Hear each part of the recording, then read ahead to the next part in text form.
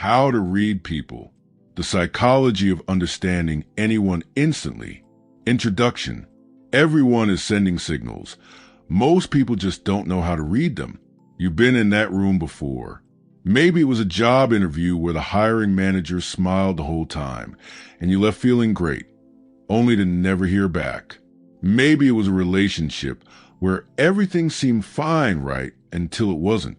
Maybe it was a business deal, a first date, a family dinner where the tension was thick enough to cut with a knife, but nobody said a word about it. You knew something was off.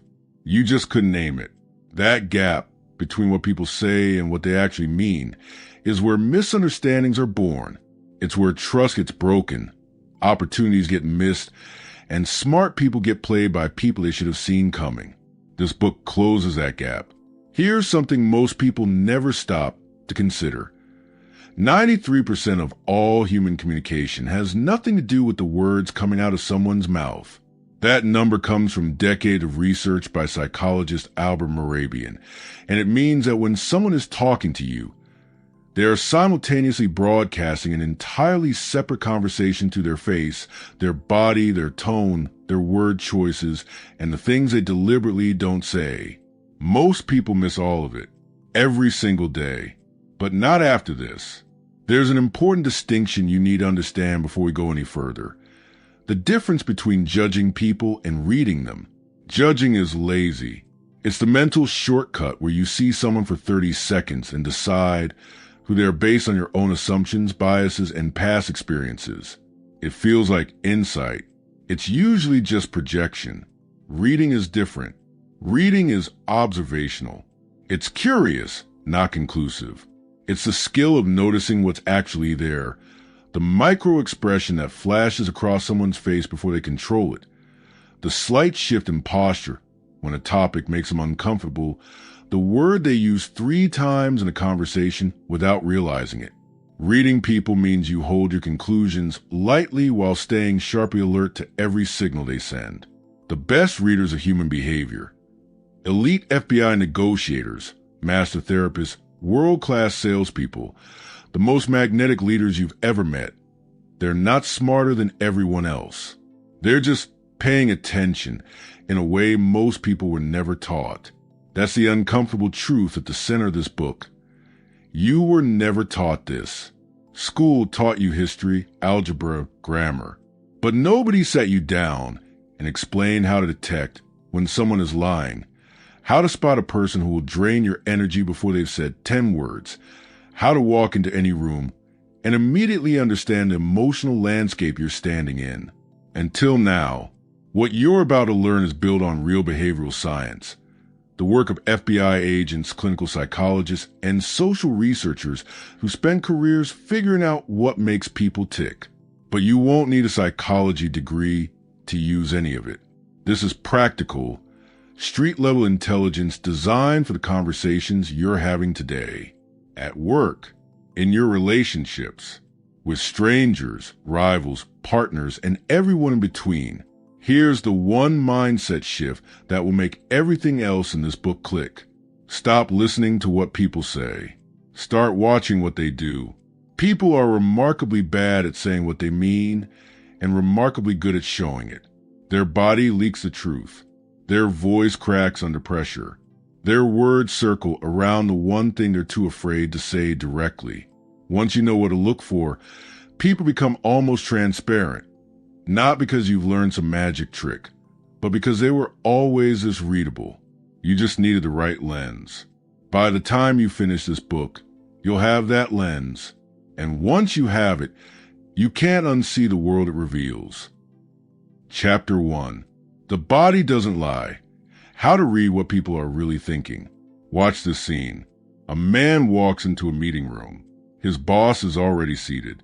The moment he sits down, he crosses his arms, pulls his chair back an inch, almost imperceptibly, and tilts his chin slightly downward. He smiles when greeted. He says, "Absolutely, I'm totally on board with this direction." His mouth says yes. Every single thing else about him screams no. This happens constantly, in boardrooms, at kitchen tables, on first dates, in therapy offices, in courtrooms. The human body is a relentlessly honest machine. It was shaped by millions of years of evolution long before language existed, long before we learned to package our thoughts into polished, socially acceptable sentences. Your nervous system doesn't care about your poker face. It reacts. It contracts, expands, freezes, fidgets. And it does all of this faster than conscious thought. That's the key. The body responds before the mind can censor it, which means if you know what to look for, you will always know more than the person across from you wants you to know. Micro expressions, the face that can't lie fast enough. In the 1960s, psychologist Paul Ekman made a discovery that changed behavioral science forever. After studying facial expressions across dozens of cultures, including isolated tribes in Papua New Guinea who had never seen a television or a foreigner, he found something remarkable. 7 core emotions produce identical facial expressions in every human being on Earth. Happiness, sadness, anger, fear, disgust, contempt, surprise. These expressions are not learned. They're hardwired, and they flash across the face in as little as January 25th TH of a second. A blink so fast the conscious mind doesn't even register it before the person reassembles their controlled expression. These are micro-expressions, and they are the single most reliable window into what someone is actually feeling. Here's the one you need to learn to spot first. Contempt. Unlike every other emotion, contempt is completely one-sided. One corner of the mouth pulls back and up just slightly, like a half smirk. It lasts less than a second, but that flash means one thing, and one thing only. The person feels superior to you. In a relationship, that single micro-expression, spotted consistently, predicts breakdown better than any argument ever could.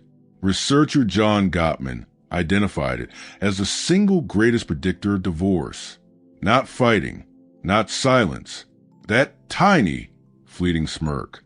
Once you start seeing it, you cannot unsee it. Eye contact, confident deception and desire. Eyes are the part of the face people try hardest to control, and the part that betrays them most completely. Here's what eye contact patterns actually tell you. Sustained, relaxed eye contact signals confidence and genuine engagement. Notice the word relaxed. Forced eye contact, the kind where someone stares slightly too long without blinking, isn't confidence. It's performance, or dominance, or aggression. Real confidence looks easy. Gaze aversion, looking away repeatedly during conversation, is widely assumed to mean deception. Sometimes it does, but context matters. People also look away when they're accessing memory, processing emotion, or simply feeling uncomfortable with intimacy. The question isn't whether they look away, it's where they look. Looking up and to the left while speaking often signals visual memory. They're recalling something they actually saw. Looking up and to the right can signal visual construction. They're imagining or inventing. This isn't foolproof, but in combination with other signals, it's a thread worth pulling. Pupil dilation is the signal nobody can fake. Pupils expand when we see something we desire or find genuinely interesting. They contract in response to something unpleasant. In a negotiation, watch the pupils when you name a price. In a conversation, watch them when you shift topics. The body votes with its eyes before the mouth opens. And then there's the gaze triangle. In professional settings, people tend to focus eye contact on a triangle between the two eyes and the forehead. In social settings, the triangle drops eyes to mouth. In intimate settings, it drops further eyes, mouth, body. Without a single word being exchanged, you can tell exactly what mode someone is operating in by watching where their gaze moves. Posture, gesture, and proximity. Joe Navarro, a former FBI agent who spent 25 years reading suspects for a living, has one core principle: comfort versus discomfort. Every signal the body sends falls into one of those two categories. You don't need to memorize 100 gestures. You need to ask one question. Does this person look comfortable right now? When people are comfortable, they open up. Their arms relax at their sides or on the table. Their torso faces you squarely. They lean slightly forward. Their feet point toward you, and feet, Navarro insists, are the most honest part of the body because nobody ever thinks to fake their foot position. When people are uncomfortable, they close down, arms cross, shoulders rise toward the ears. The body turns slightly away, the torso shield. The legs cross tightly. The chin drops. You'll also see self-soothing behaviors, touching the neck, stroking the arm, playing with hair, pressing the lips together. These aren't signs of lying necessarily. They're signs of stress. Something in the conversation has activated the nervous system's threat response. Proximity tells its own story. People unconsciously manage the distance between themselves and others based on how safe they feel. Moving closer signals trust and warmth. Pulling back, even a single inch, the way the man in our opening scene did, signals psychological retreat. In a negotiation or difficult conversation, watch whether the person across from you is slowly leaning in or slowly pulling away. That movement tells you everything about how the conversation is actually going, regardless of what's being said. Reading real scenarios. In a job interview, the candidate says they're passionate about the role, but their feet are pointed toward the exit. Their smile vanishes the moment it's expected to appear. The Duchenne smile. A genuine smile involves the eyes crinkling. A fake smile is only mouth. And they touch their neck when asked about their last position. Read. Anxiety, possibly someone to hide about their history. Uncertain commitment. On a first date, they laugh at everything you say, but their torso is turned slightly away and their arms rest crossed low across the lap. They're enjoying the conversation, but haven't decided yet whether they feel physically safe. This isn't rejection. It's caution. Slow down. Give them space. They're watching to see if you'll respect their signals. In a negotiation, the moment you name your price, the other person exhales through their nose. Their jaw tightens briefly, and they look down before looking back up with neutral expression. That exhale is contempt or irritation. The jaw tightening is suppressed anger. They're bothered, which means your price landed somewhere real. Don't panic. Don't apologize. Hold the number. Exercise the 3-minute body language scan. Next time you walk into any room, a meeting, a party, a restaurant, spend 3 minutes doing nothing but observing. Ask yourself, 1. Who is leaning toward whom? Lean reveals interest, connection, and power. 2. Whose feet are pointing where? Feet point toward what the body actually wants. 3. Who is self-soothing? Neck touching, lip pressing, arm stroking. Find the stressed people in the room. 4. Whose smile reaches their eyes? Count the genuine ones. You'll find fewer than you expect. 5. Who is taking up space and who is making themselves small? Space equals perceived status. The person who owns a room physically usually owns it socially. Do this practice every single day for 2 weeks. You will feel by the end of it like you've developed a completely new sense, as if the room is suddenly subtitled and everyone is narrating exactly what they're feeling, whether they mean to or not, because they are. They always were. You just learned to read it. Chapter 2. Listen between the words. The hidden psychology of how people speak. She said everything was fine. You knew it wasn't. Not because of anything dramatic. No slammed doors, no raised voices, no obvious tells. It was something smaller. The way she answered just a half second too fast. The slight flatness in her voice where warmth used to live. The way she said, "I'm fine" instead of "I'm good." A word choice so minor, so easy to dismiss, and yet it sat in your chest like a stone the rest of the day. Your instincts were right. They almost always are. The problem isn't that people hide the truth well. The problem is that most of us were taught to listen to words, and words are the most heavily edited, most carefully controlled, most strategically chosen element of human communication. If you're only listening to what people say, you're reading the press release, not the story. The real story lives underneath. In the tone, the pace, the pauses, the words someone reaches for under pressure, the things they circle around without ever quite touching. That's what this chapter is about. Not what people say, but how they say it, and what that reveals about everything they're trying not to show you. The voice as an emotional instrument. Your voice is a direct extension of your nervous system.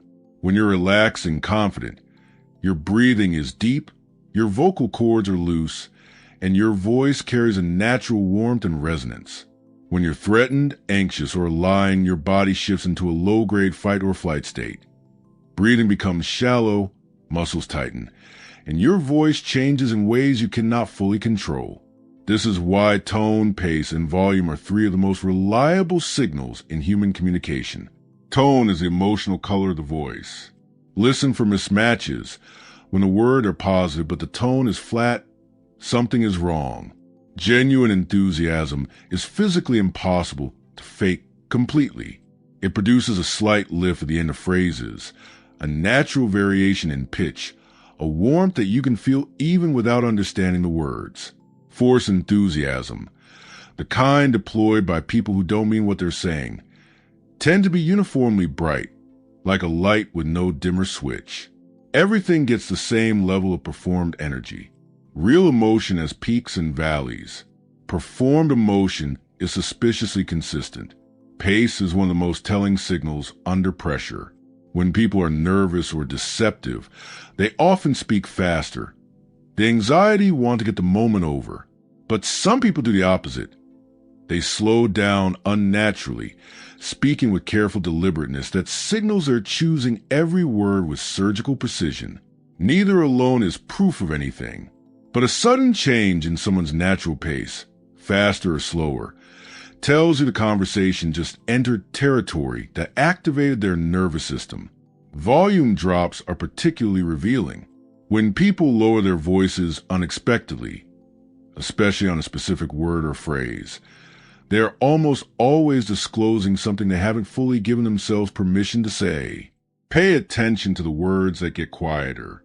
They are often the most important words in the entire conversation, the words people choose.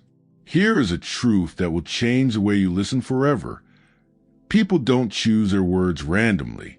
Under pressure, in emotional conversations, in moments of conflict or intimacy, the words that surface first are the ones stored deepest, and they expose the speaker's actual beliefs, fears, and self-perception. Watch for these patterns. Distancing language. When someone describes something, they're responsible for using vague, passive constructions. Mistakes were made. Things got complicated. It just kind of happened. They are psychologically removing themselves from the story.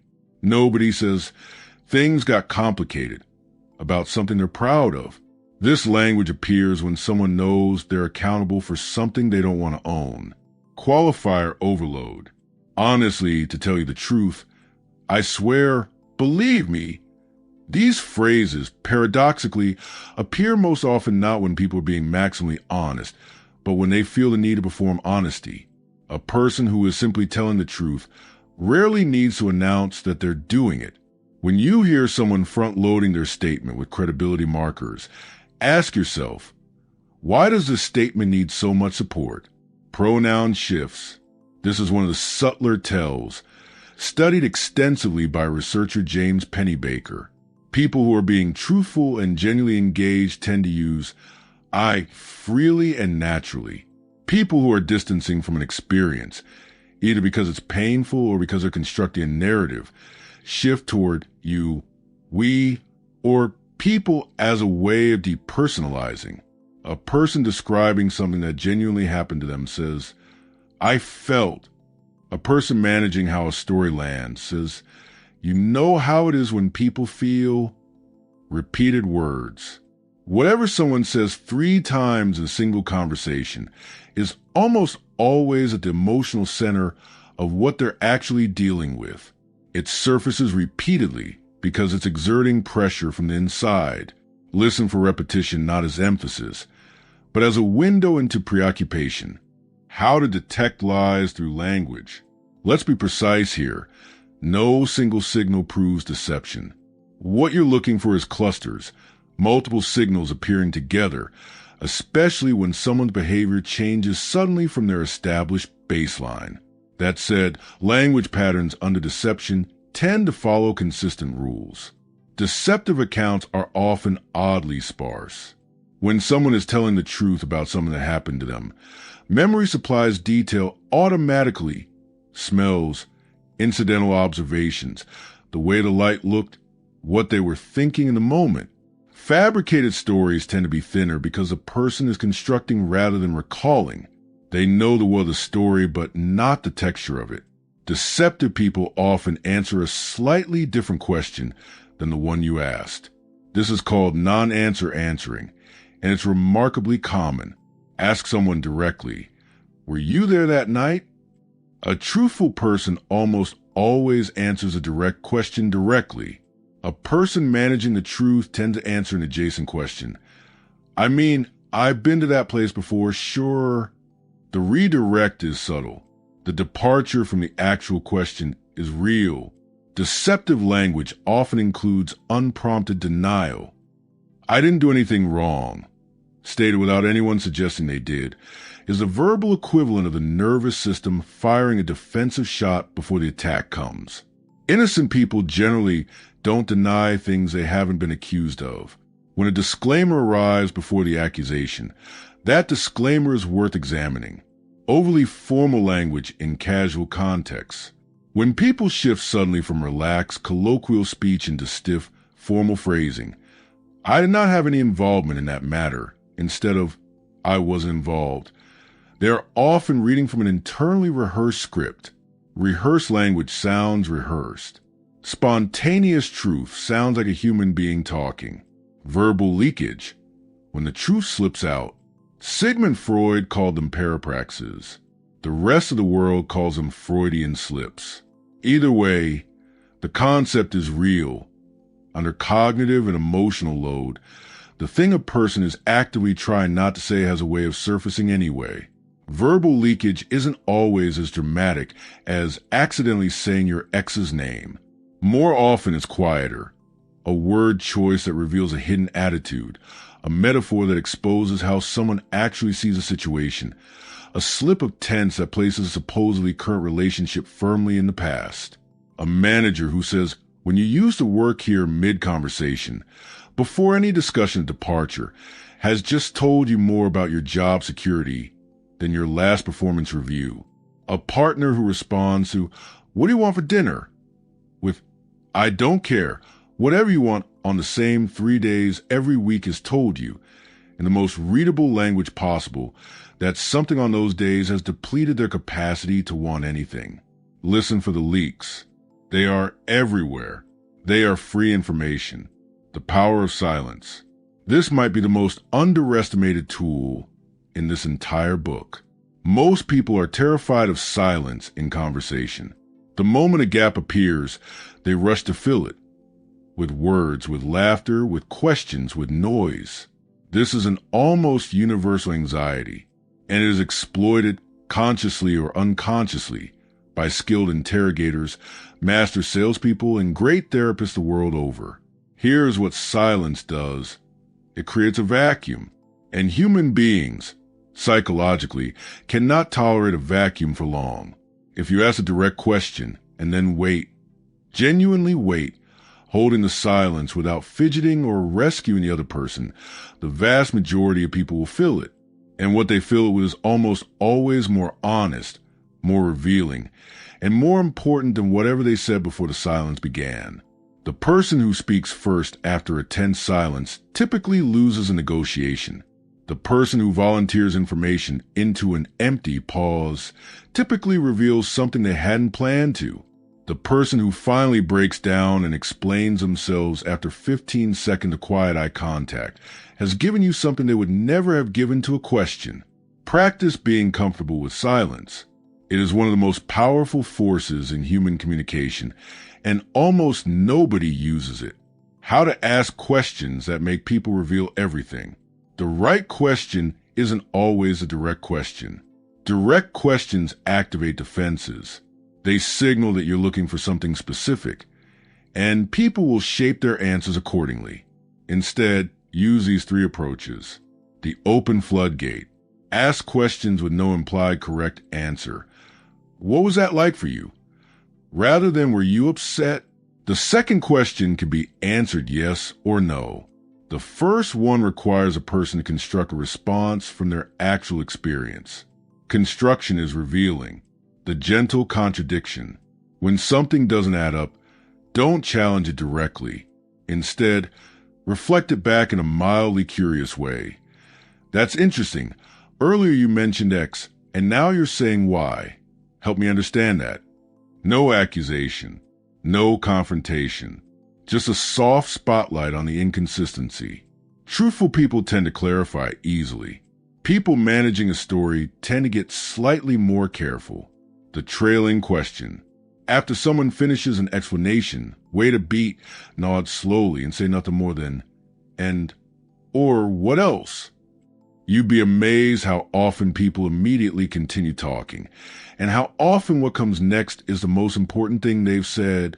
The human voice is an instrument that plays two songs simultaneously, the one the person performing for you, and the one their nervous system is playing underneath. Most people only hear the first one. You now know how to hear both. Chapter 3. Personality Decoded. How to instantly identify. What type of person you're dealing with. You've met this person before. Maybe they were your boss.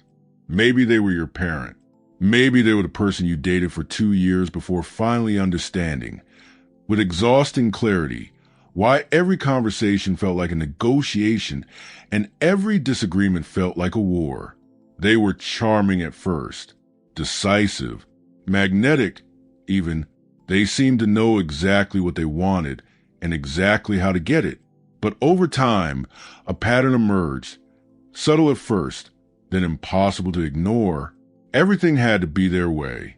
Every room they entered subtly reorganized itself around them. Disagreement wasn't just unwelcome. It felt dangerous. You didn't have a name for it then. You just knew something was fundamentally different about how this person operated. Different from you. Different from most people you knew. You spent enormous energy trying to understand them. Try to adapt. Try to figure out the rules of a game you'd never been taught. Here's what nobody told you. You were dealing with a personality type. A consistent, recognizable, deeply rooted pattern of thinking, feeling, and behaving that this person has been running their entire life. And if you'd known how to identify it in the first 5 minutes, before the entanglement, before the confusion, before the 2 years, everything would have been different. That's what this chapter gives you. Why personality types are real and why they matter. Let's be clear about something up front. Human beings are complex. No person is a single thing, and no framework captures the full truth of any individual. Personality types are not boxes that people live inside permanently. They are patterns, and patterns are exactly what they sound like. Tendencies that repeat, behaviors that cluster, motivations that consistently drive the same outcomes. The value of understanding personality types isn't that they reduce people to caricatures. It's that they give you a map, and a map, even an imperfect one, is infinitely better than wandering without one. What you're about to learn is built on decades of psychological research, the work of theorists like Karen Horney, Theodore Millon, and the clinicians who built modern personality psychology. But this isn't clinical. This is the street-level version, the one you can actually use in real time, in the room, while you're still in the middle of the conversation. Here are the 6 core personality types that explain, not everyone, but almost everyone you will ever meet. Type 1, the controller. How to spot them in 5 minutes. They arrive with an agenda, stated or unstated. They ask a lot of questions but rarely invite yours. They tend to speak in declaratives rather than suggestions. They fill space, physically and verbally. Silence makes them slightly uncomfortable, not because they're anxious, but because silence is territory they're not occupying. They dress deliberately. They tend to arrive early or precisely on time. They shake hands firmly and make direct eye contact with a confidence that edges just slightly toward challenge. What drives them at the deepest level? Fear of losing control, of being at the mercy of circumstances or people they can't manage. The controller's entire personality is a fortress built against vulnerability, and the bricks are competence, decisiveness, and dominance. Behind the commanding exterior is almost always a person who learned early in life that being in control was the only safe way to exist. Under pressure, they double down. When controllers feel threatened, they don't retreat, they advance. They become more demanding, more rigid, more convinced that the problem is other people's incompetence rather than their own approach. Backing them into a corner rarely produces results. Giving them a path to victory usually does. How to communicate with them. Be direct. Be competent. Don't meander. Controllers have zero patience for what they perceive as weakness or inefficiency. Give them options where all roads lead to something you're comfortable with. They need to feel they're choosing, even when the frame is yours. Never embarrass them publicly. The retaliation will be disproportionate. Type 2, the pleaser. How to spot them in 5 minutes. They agree with you quickly, sometimes before you finish the sentence. They ask how you're doing and actually wait for the answer. They're warm, accommodating, often self-deprecating in a way that's slightly too practiced. They apologize often, sometimes for things that aren't their fault. They struggle to say no without layering it in softening language. They check your face constantly, not anxiously, but vigilantly, monitoring how you're receiving them. What drives them at the deepest level? The terror of disapproval. The pleaser learned somewhere early on that love and belonging were conditional, contingent on being agreeable, helpful, non-threatening. So they build a self around being what others need them to be. The tragedy is that this makes them deeply difficult to truly know, because even they've lost track of where performance ends and the person begins. Under pressure, they collapse inward. Conflict with a pleaser isn't just uncomfortable, it's existential. They will agree to things they resent, say yes when they mean no, and then feel quietly furious about both, at the other person for asking, at themselves for complying. This resentment, building without an outlet, tends to surface eventually as passive aggression, sudden emotional withdrawal, or an explosion so disproportionate it shocks everyone, including the pleaser. How to communicate with them. Create explicit safety for honesty. When you ask a pleaser what they want to think, follow it with, "And I genuinely want to know." There's no wrong answer here. Then hold the space without reacting to their response. Over time, this signals that you can be trusted with their truth. Never push them to decide in public or on the spot. They'll give you the answer they think you want, not the one they actually hold. Type 3, the avoider. How to spot them in 5 minutes.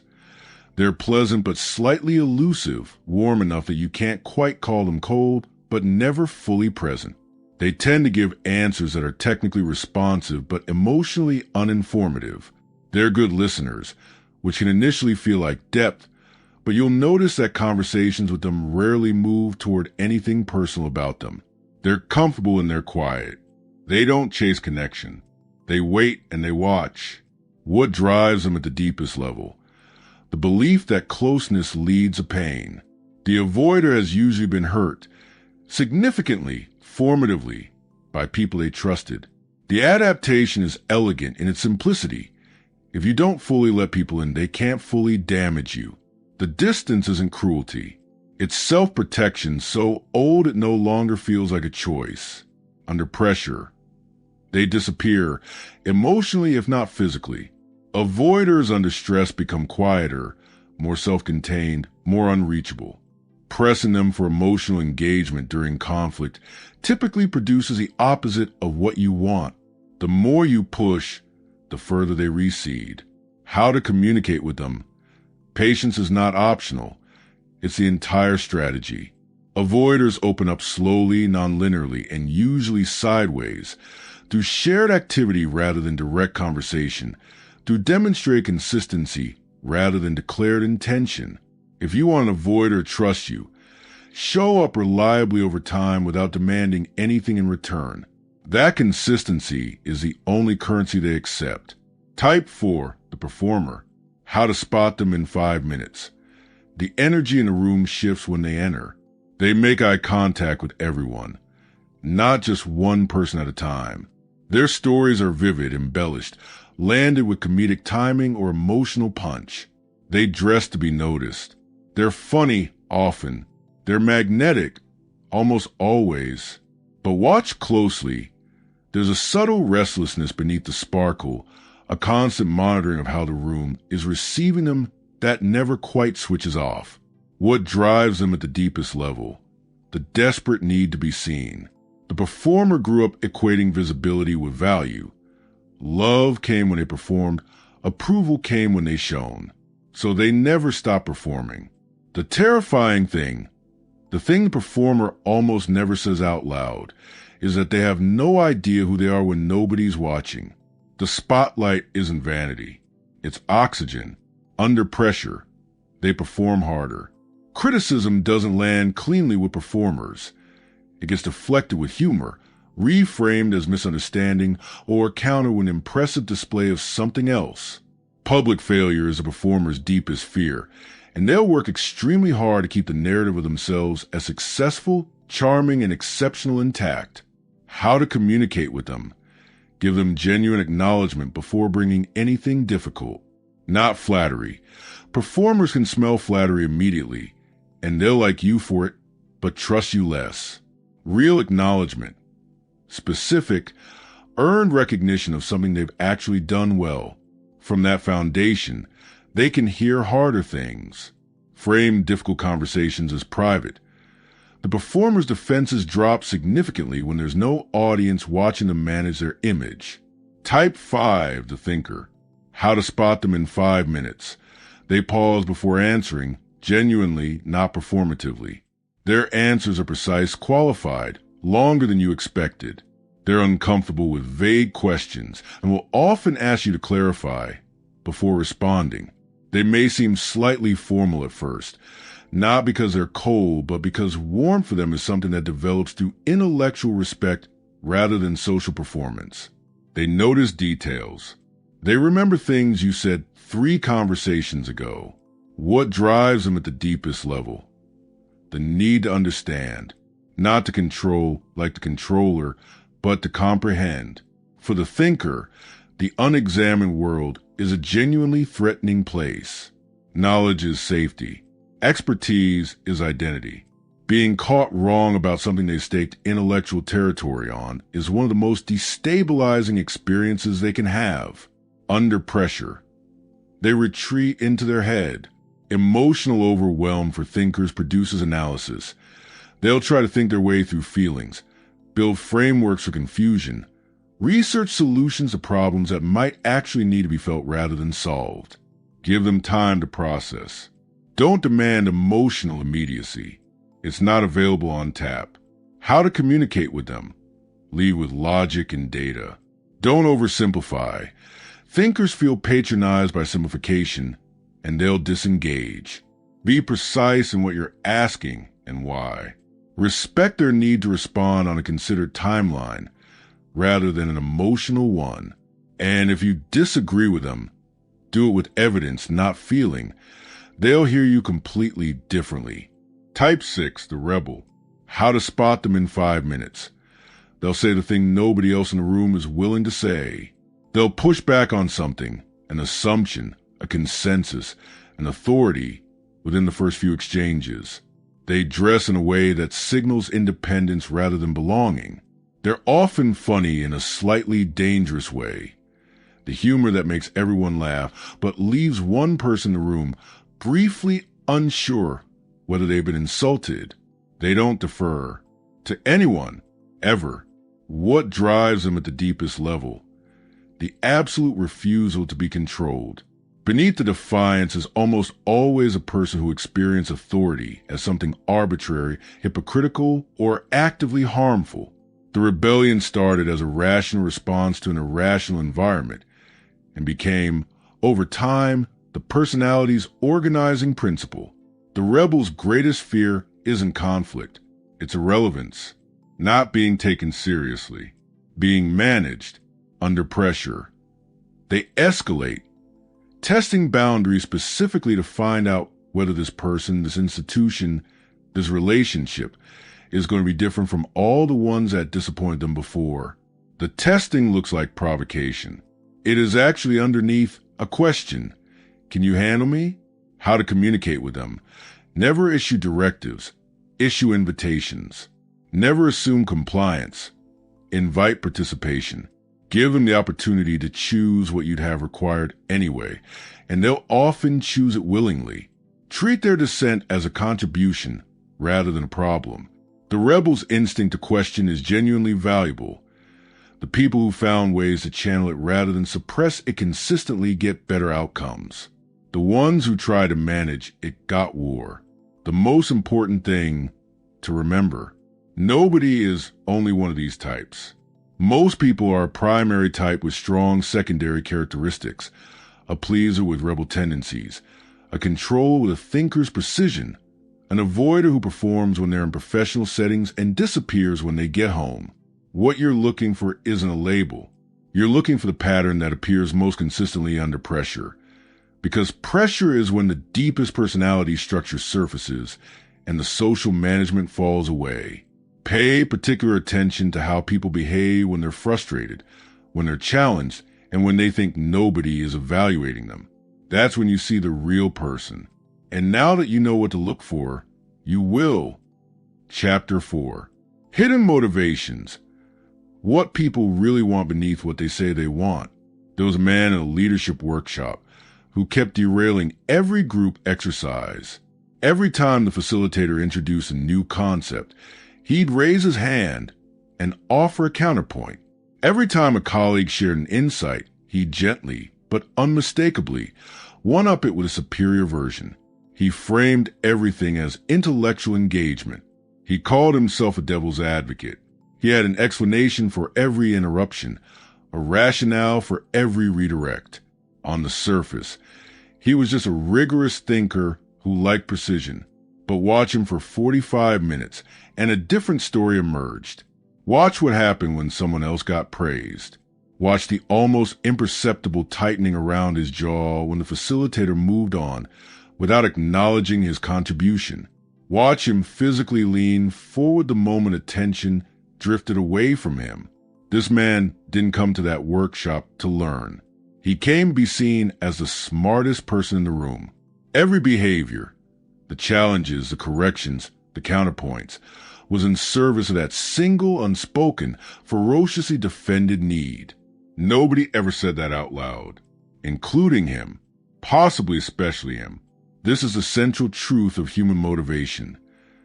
People almost never tell you what they actually want, not because they're dishonest, though sometimes they are, but because most of the time they don't fully know themselves.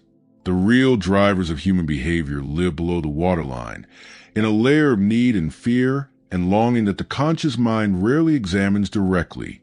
Once you learn to read that layer, you will understand people at a depth that most of them don't understand themselves.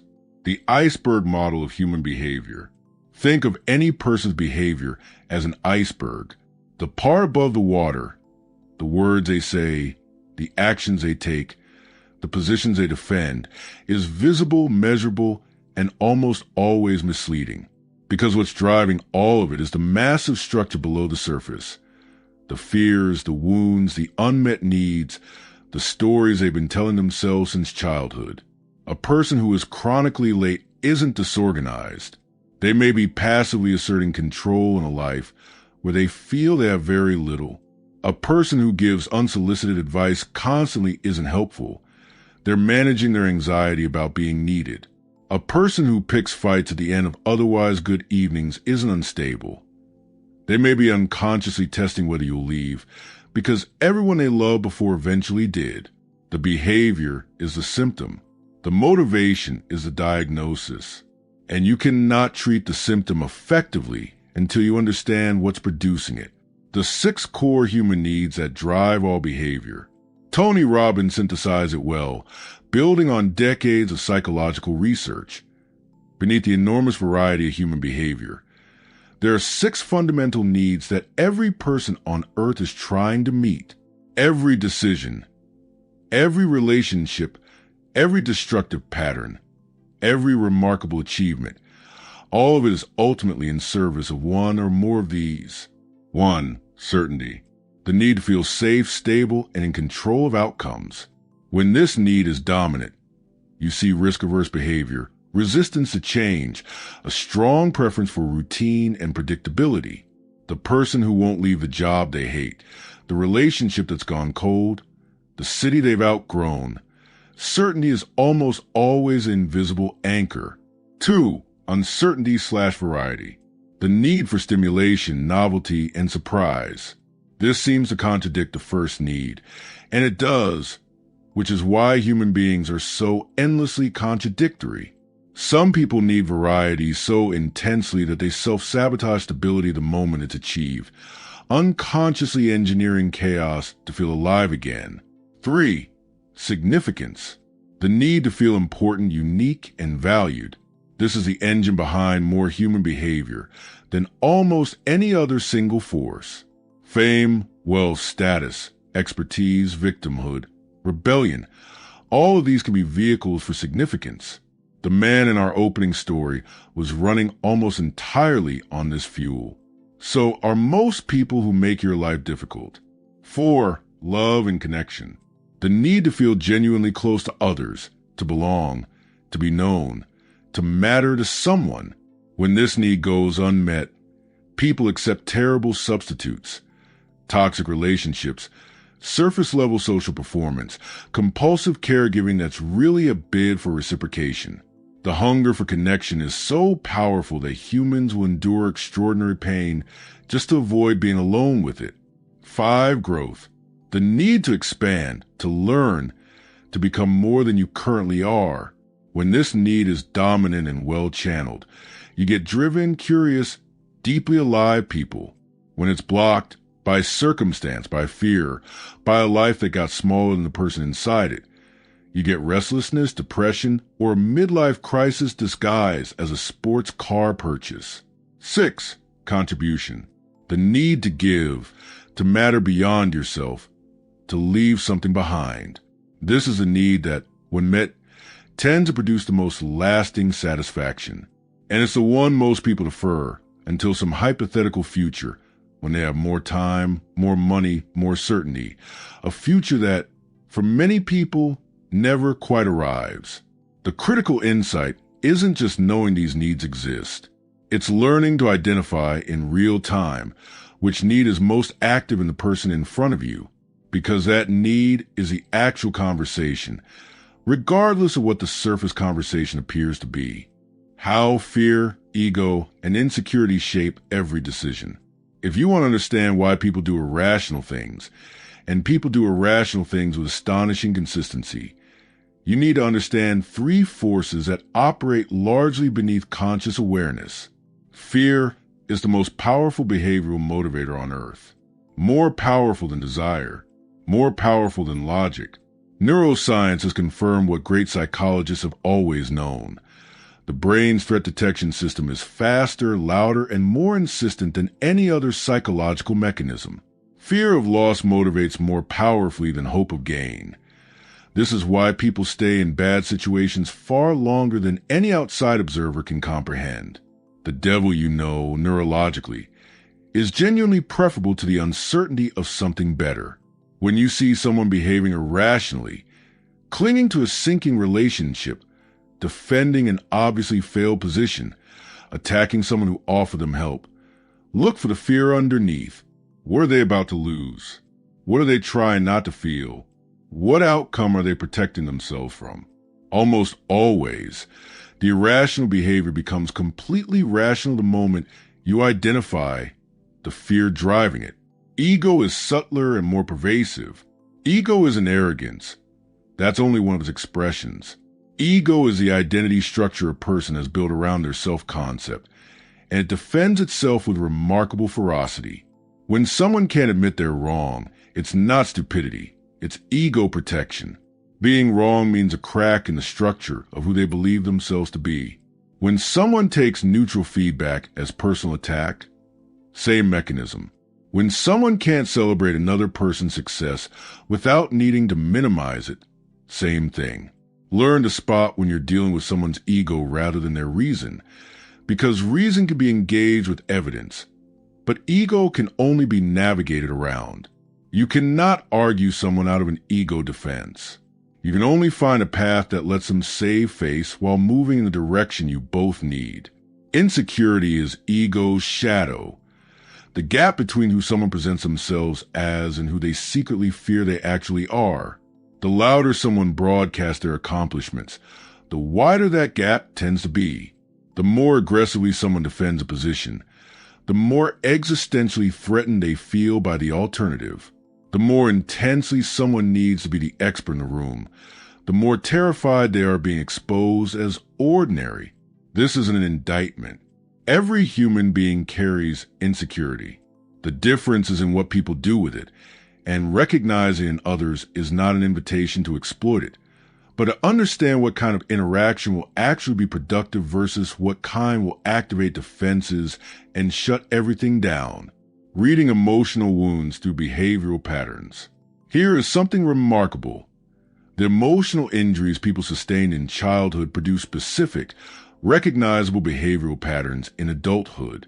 Not in every case, not with clinical precision, but with enough consistency that once you know the patterns, you begin to see them everywhere. The person who was chronically criticized as a child often becomes an adult who either overcorrects into perfectionism, try and become unchallengeable, or collapses into learned helplessness, giving up before trying to avoid the guaranteed disappointment of failure. Watch for people who preemptively apologize for their work before anyone has seen it. That's not modesty. That's a child's voice, learned young, still running the show.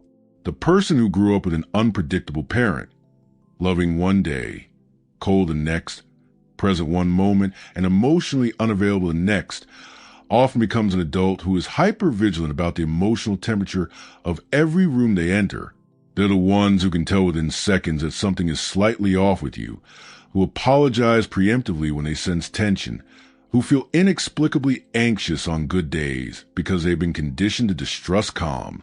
The person who was parentified, made responsible for a parent's emotional well-being at an age when they should have been focused on their own, becomes the adult who cannot stop taking care of everyone around them, who feels vaguely guilty during moments of personal happiness, who has never quite learned that their needs are as legitimate as other people's. These patterns aren't destiny. People change, grow, heal, but the patterns persist until they're consciously interrupted. And most people never interrupt what they've never named.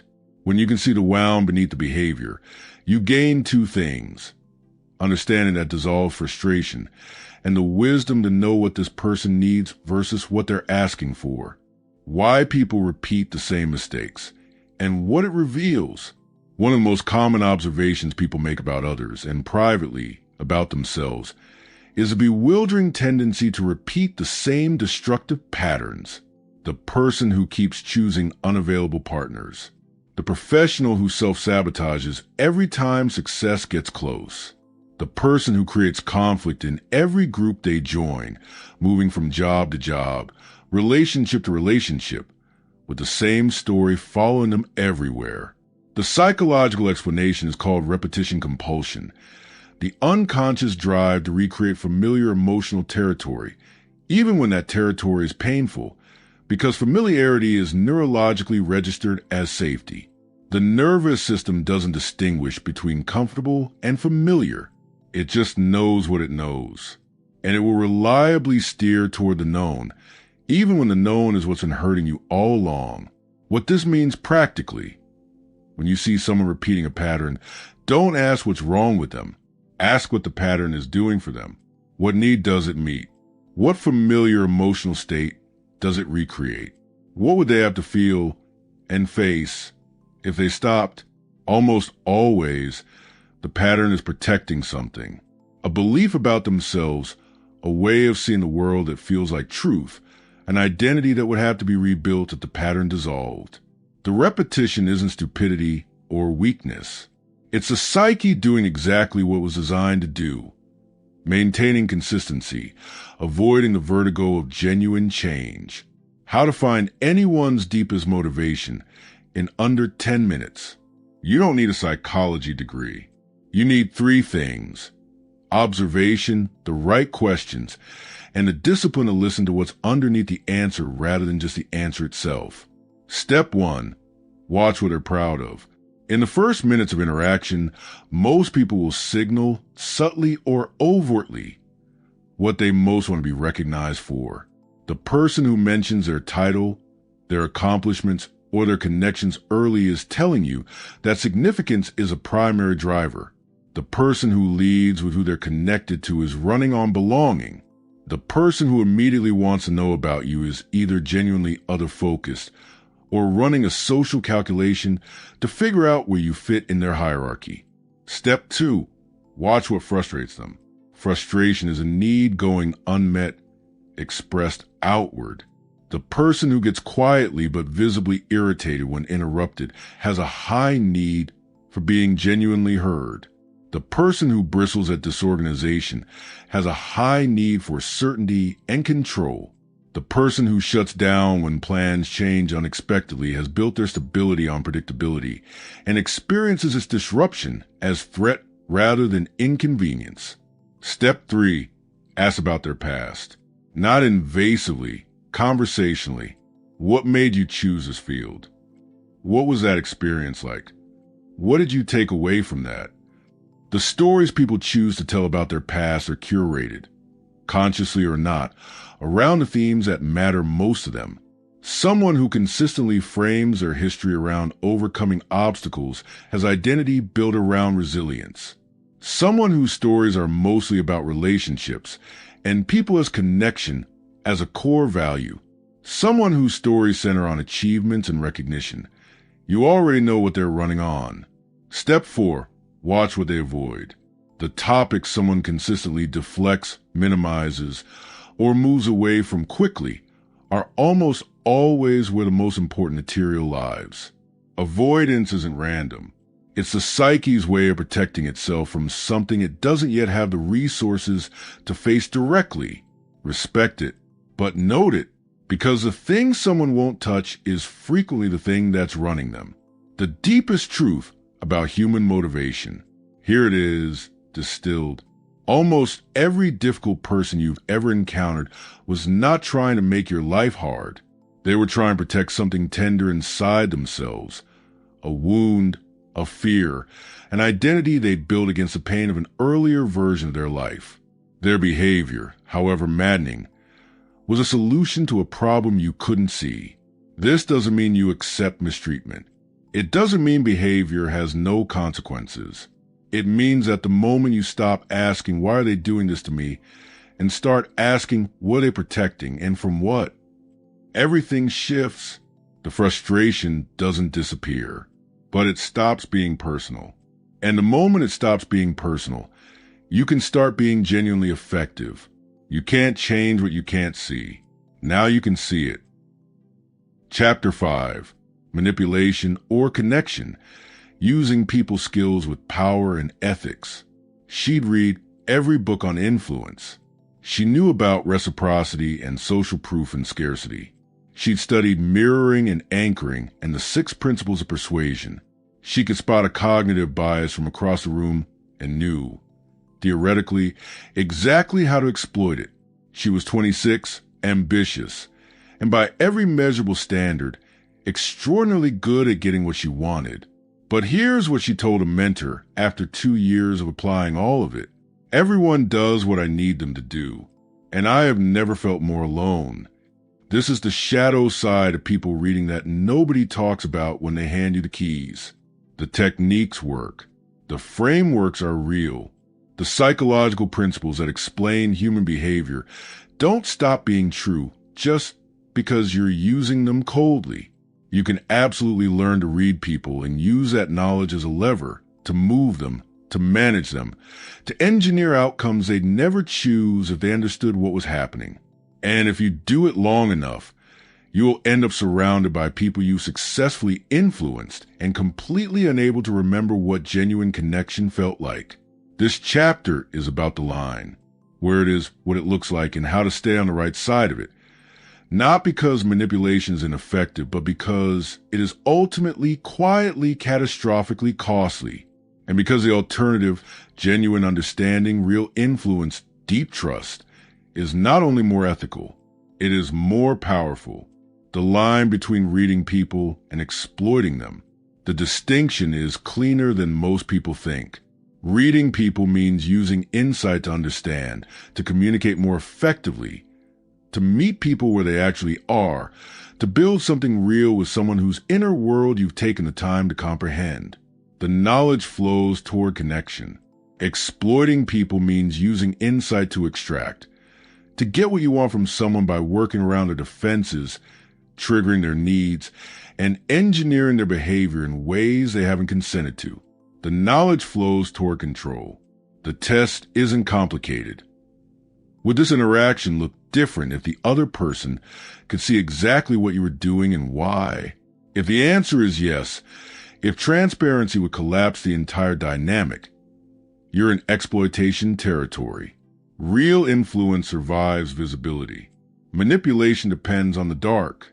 There's a second test, quieter but just as important.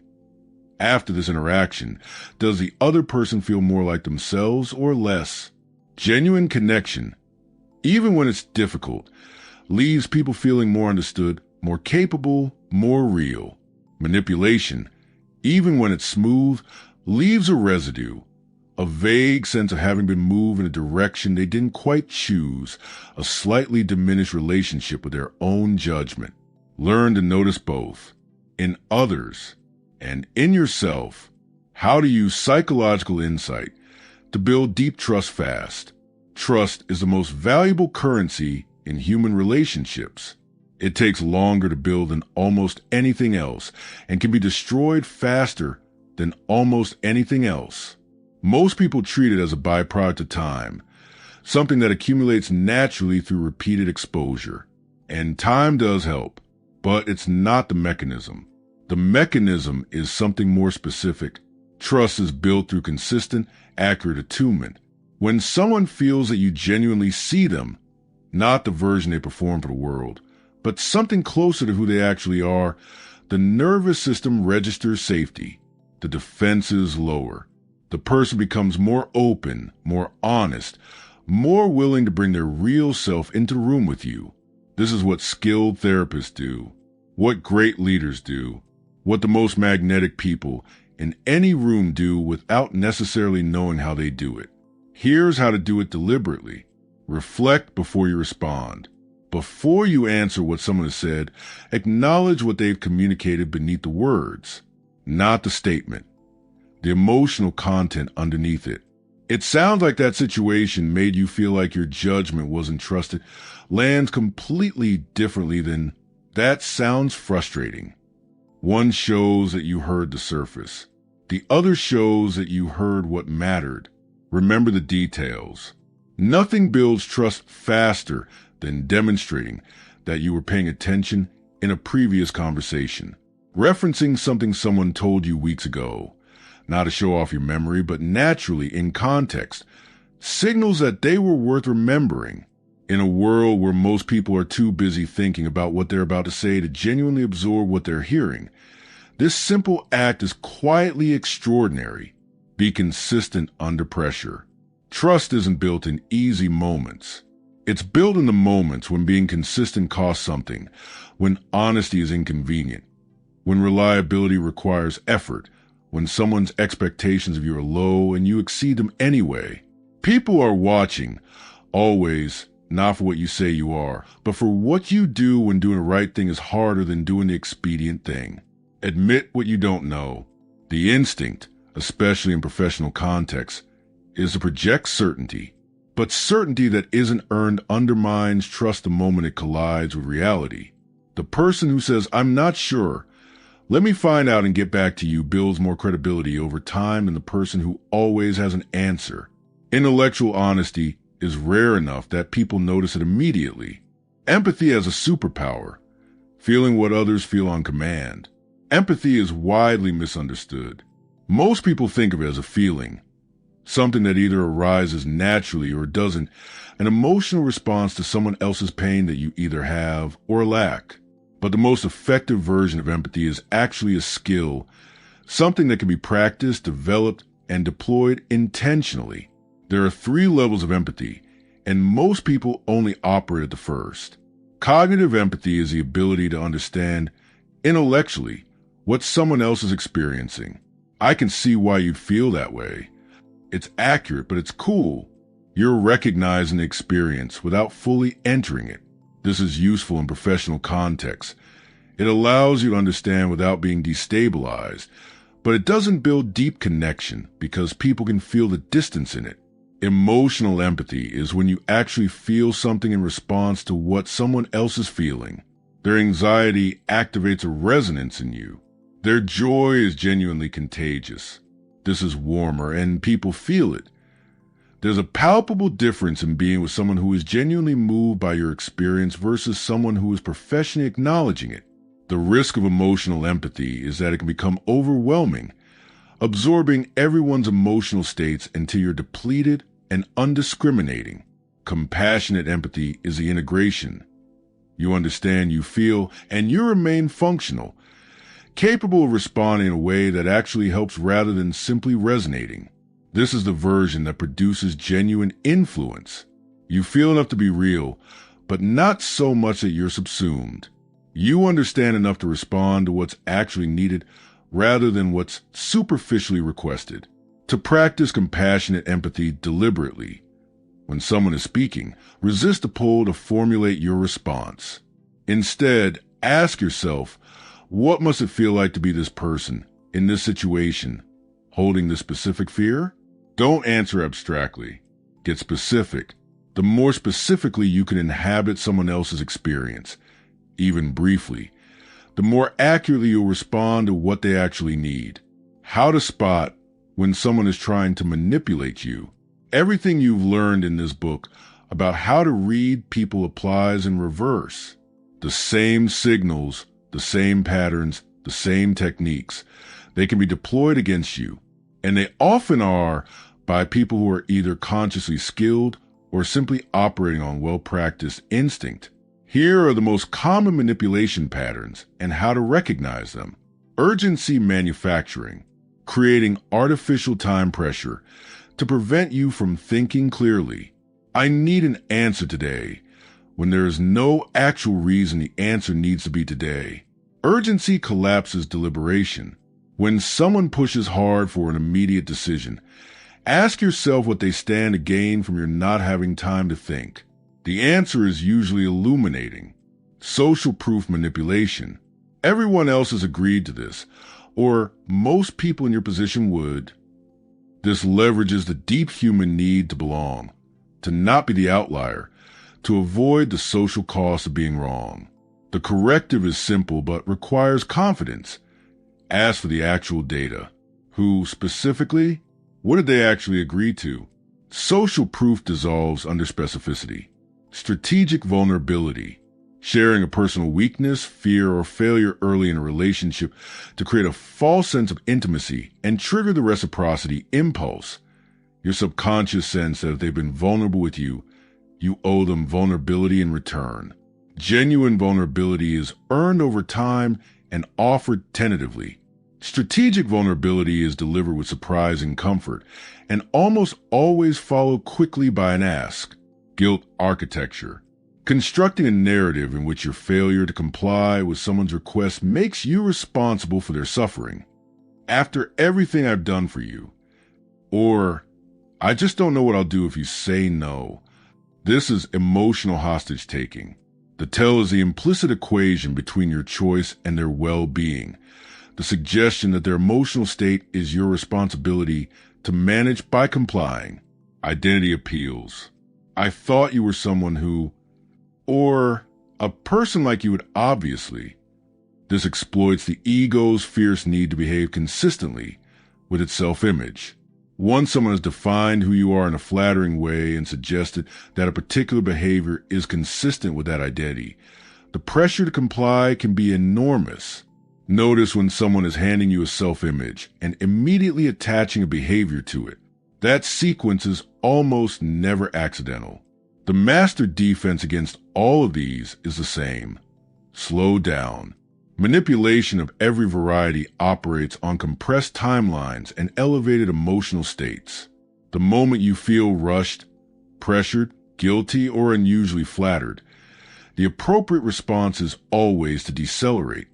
"Let me think about that" is one of the most powerful sentences in the human repertoire, and the manipulator's most reliable enemy. Building influence through genuine understanding. Here is a counterintuitive truth that the most effective communicators, leaders, and relationship builders all eventually discover. You don't get what you want by focusing on what you want. You get it by understanding what the other person needs and finding the intersection. This is not altruism dressed up as strategy. It's simply how human beings actually function. People move toward those who make them feel understood. They resist those who make them feel managed. The difference isn't in the outcome being sought. It's in where the focus lives during the process of getting there. Influence built on genuine understanding has several properties that manipulated compliance never achieves. It's durable. People who feel genuinely understood don't need to be constantly repersuaded. The trust that understanding builds creates a relationship where agreement flows more naturally over time, rather than requiring fresh engineering at every interaction. It's self-reinforcing. When people feel that you understand them, they open up more, which gives you more real information, which allows you to understand them more accurately, which deepens the trust. The opposite of a vicious cycle. It's transferable. A reputation for genuine understanding follows you. People talk. The person known for truly listening, for seeing people accurately, for making others feel known. That person gains access to rooms, conversations, and opportunities that purely strategic operators never reach. The most important skill, making people feel deeply understood. If you close this book and retain only one thing, make it this: more than any technique, any framework, any specific signal or pattern or language tell, the foundational skill of human connection is the ability to make another person feel that they have been genuinely, accurately, completely seen, not agreed with, not flattered, not managed, seen. Mark Goldstein, one of the foremost practitioners of deep listening, describes the experience of feeling truly understood as one of the most powerful and rare moments in human life. People are starving for it. They walk through their days surrounded by people who are too preoccupied, too defended, or too busy performing their own version of the interaction to actually be present for it. The person who creates that experience, the experience of being truly heard, becomes almost automatically one of the most significant people in someone's life, not because of technique, because of attention, because they gave the rarest gift, the full, undivided, genuinely curious gift of being present. You do this by asking one more question than feels necessary, by resisting the urge to redirect the conversation back to yourself, by reflecting what you've heard in language that proves you understood not just the words, but the weight of them, by sitting with someone's experience for one more moment before offering your own. It costs almost nothing. It gives everything. Your new identity, the person who always knows what's really going on. You have arrived at something that most people spend their entire lives without. Not a trick, not a manipulation playbook, a lens, a way of seeing human beings that cuts through surface noise and reaches the actual signal. You now know how to read a body before a word is spoken, how to hear the truth beneath the language, how to recognize the personality structure someone has built to survive their life, how to identify the hidden need driving behavior that made no sense on the surface, and how to use all of it not to control people, but to genuinely meet them, which turns out to be the most powerful thing you can do with another human being anyway.